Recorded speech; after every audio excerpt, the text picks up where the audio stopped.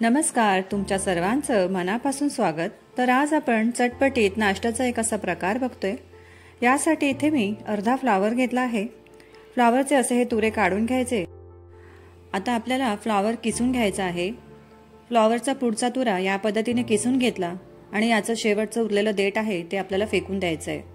हवं असेल तर तुम्ही देठही वापरू शकता। तर आता पॅनही गरम करून घेतला आहे। पॅनमध्ये 2 टेबलस्पून इतकं तेल घालायचं। तेलाऐवजी तुम्ही तूप किंवा बटरचा सुद्धा वापर करू शकता।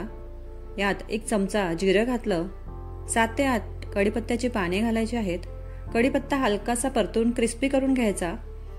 आता यामध्ये आपण अर्धा इंच किसलेलं आलं घालायचं आहे। 2 ते 3 हिरव्या मिरच्या बारीक चिरून घालायच्या। तर मिरचीचं प्रमाण तुम्ही तुमच्या आवडीप्रमाणे कमी किंवा अधिक करू शकता। हलकसं परतून घेतलं। यामध्ये आपण अर्धी वाटी वाटाणा घालणार आहोत। आता थंडीचा सीझन सुद्धा आहे।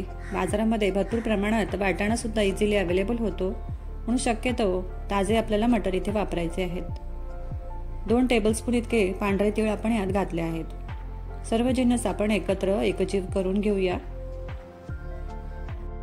1 चमचाभर धना पावडर घालायची आहे। अर्धा चमचा काळी मिरी पावडर घालायची।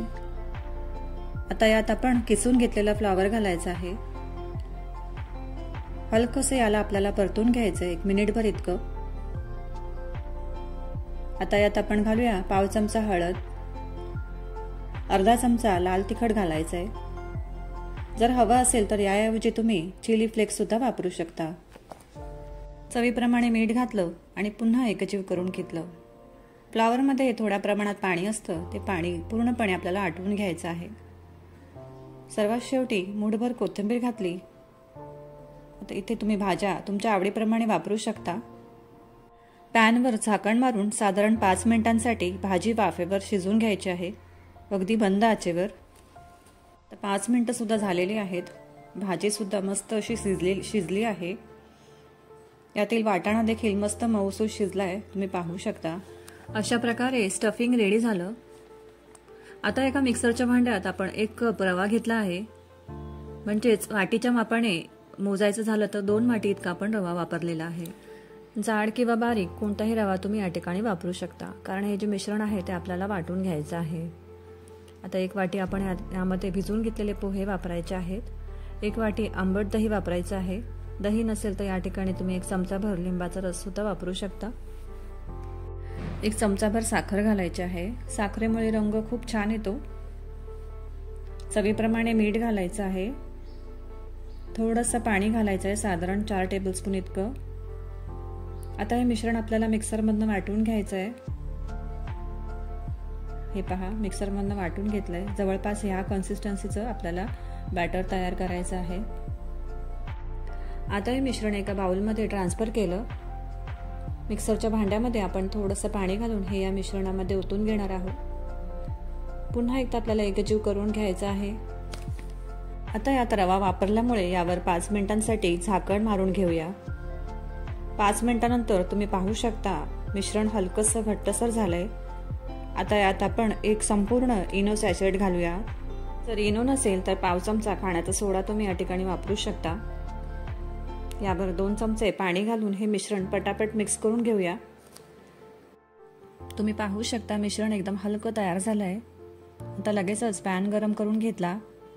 पॅनवर 1 पळीभर मिश्रण घालून घेऊया। हलकसं असं पसरून घ्यायचं आहे। आता गॅसची फ्लेम आपल्याला मंद करून घ्यायची आणि यावर झाकण मारून घ्यायचंय साधारण 1 मिनिटासाठी। आता हे पहा, वरची बाजू हलकी ओलसर आहे।